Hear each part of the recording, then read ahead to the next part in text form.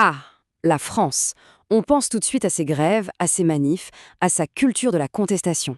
C'est presque un cliché. Mais cette réputation, d'où est-ce qu'elle vient au juste?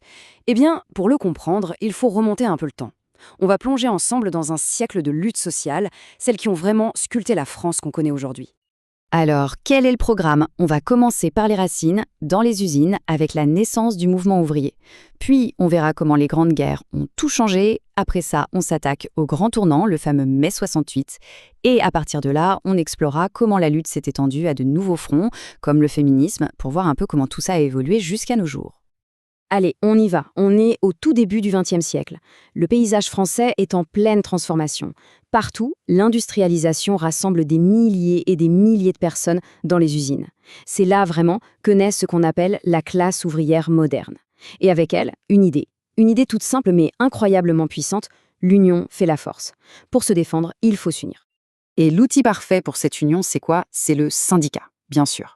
Il faut se rendre compte qu'avant 1884, s'organiser comme ça, c'était tout simplement illégal. Mais avec cette loi, tout bascule. D'un coup, les travailleurs ont une structure légale pour pouvoir négocier, pour faire grève, bref, pour peser face au patron. C'est une révolution, ni plus ni moins. Et puis arrive la Première Guerre mondiale. Et là, ça va agir comme un énorme accélérateur. D'un coup, avec l'effort de guerre, les usines deviennent absolument vitales. Les sacrifices qu'on demande aux ouvriers sont immenses et forcément leurs attentes aussi. À la sortie de la guerre, le mouvement ouvrier n'est plus du tout le même. C'est devenu une force avec laquelle il faut compter. C'est vrai que pendant la guerre, le front social est un peu en pause. On met le couvercle sur la marmite. Mais en dessous, la colère, elle couve. Et elle finit par exploser dès 1917. Les soldats se mutinent sur le front et à l'arrière, les usines s'embrassent. Les revendications, elles sont très claires. De meilleurs salaires et la fameuse, la très attendue journée de 8 heures. Et pour comprendre l'ampleur du mouvement, il suffit de regarder un chiffre. La CGT, qui est le plus gros syndicat, voit ses effectifs littéralement exploser. On passe de 250 000 membres avant la guerre à 2 millions en 1920. C'est énorme. Ce chiffre, il dit tout. La conscience de classe s'est répandue comme une traînée de poudre. Et le plus important, c'est que cette nouvelle force, elle obtient des résultats concrets. Toutes les années 20 sont rythmées par des grèves massives, surtout chez les cheminots et dans la métallurgie.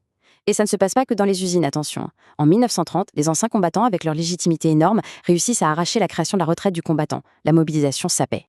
Bon, on avance dans le temps et on arrive maintenant au séisme, au moment qui a absolument tout changé, mai 68.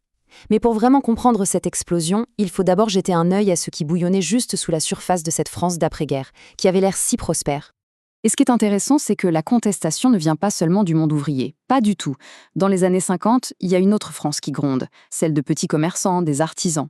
C'est le fameux poujadisme, une sorte de révolte populiste contre les impôts, contre la modernisation qui les met en danger. On voit bien que le malaise est bien plus profond qu'une simple opposition gauche-droite. Et c'est là qu'on touche à toute la contradiction de l'époque. D'un côté, le pays est en plein dans les 30 glorieuses. La croissance économique est folle, le niveau de vie augmente, tout semble aller pour le mieux. Mais en réalité, ce progrès matériel cache une société hyper tendue. On travaille comme des fous, 46 heures par semaine en moyenne, et surtout la société est complètement rigide, autoritaire, patriarcale. Une vraie cocotte minute. Et c'est précisément dans ce contexte que mai 68 éclate. Il faut bien comprendre que ce n'est pas juste une crise étudiante. Non, c'est bien plus que ça. C'est le moment où toutes ces frustrations qui viennent de partout se rejoignent. Les étudiants, les ouvriers, les intellectuels, tout le monde se retrouve. C'est la fameuse convergence des luttes, un mouvement qui a littéralement paralysé le pays et déclenché une crise politique sans précédent. Il y a cette phrase célèbre du général de Gaulle, qui était président à l'époque, qui résume tout. Il faut le progrès, il ne faut pas la pagaille. Voilà. Pour lui et pour le pouvoir en place, c'était le chaos, la pagaille. Alors que pour les manifestants, c'était la quête d'un autre type de progrès, un progrès social, plus seulement économique. C'était vraiment le choc frontal entre deux mondes.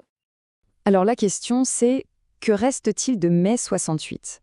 Bon, la grande révolution politique n'a pas eu lieu, c'est un fait, mais l'explosion a libéré une énergie complètement nouvelle.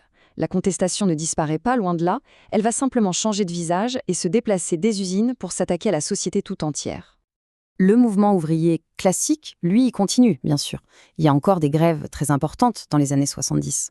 On pense notamment à l'usine d'horlogerie LIP, un cas d'école. Là-bas, les ouvriers ont carrément continué à produire eux-mêmes. C'est un exemple super célèbre d'autogestion. Mais en même temps, un autre combat est en train de prendre une place absolument centrale. Et ce nouveau front majeur, c'est celui du féminisme. Et il faut bien voir que ce combat part de très très loin en France. Tenez-vous bien, juste après la Première Guerre, en 1920, une loi vient interdire la contraception et toute promotion de l'avortement. Pourquoi? Pour repopuler le pays. C'est fou. Le chemin va être incroyablement long. Il faut attendre 1944 pour le droit de vote et les années 70 pour que les femmes puissent enfin disposer de leur corps. Pour faire bouger les lignes, il a fallu des actions symboliques très fortes. Le moment clé, c'est peut-être ce fameux manifeste des 343 en 1971. Imaginez, 343 femmes, dont beaucoup de célébrités, signent un texte où chacune déclare « J'ai avorté ». En faisant ça, elles risquaient des poursuites pénales. C'était un acte d'un courage immense pour briser le silence et l'hypocrisie qui entourait l'avortement clandestin. Et ce mouvement, il a été porté par des figures absolument extraordinaires. Il y a bien sûr Simone de Beauvoir. Son essai Le deuxième sexe, dès 1949, a posé toutes les bases intellectuelles. Et puis il y a les militantes de terrain, comme l'avocate Gisèle Halimi, qui a brillamment utilisé les procès pour en faire des tribunes politiques contre l'injustice de la loi. On avait la théorie et l'action qui avançaient main dans la main. L'aboutissement de tout ce combat, c'est cette loi. Une loi fondamentale, la loi Veil de 1975. Portée par Simone Veil, alors ministre de la Santé, elle vient enfin dépénaliser l'IVG, l'interruption volontaire de grossesse. C'est une victoire absolument majeure, mais il ne faut pas oublier qu'elle a été arrachée de haute lutte après des décennies de mobilisation. Alors, si on arrive au bout de ce voyage dans le temps, qu'est-ce qu'on peut en retenir? La grande leçon, c'est qu'en un siècle, la contestation en France s'est totalement métamorphosée. On est vraiment passé d'une chose à une autre. Au début, on avait une lutte de classe, très centrée sur les salaires, les conditions de travail, le syndicat. Ensuite, on a eu la grande rupture sociétale avec mai 68, qui a remis absolument tout en question.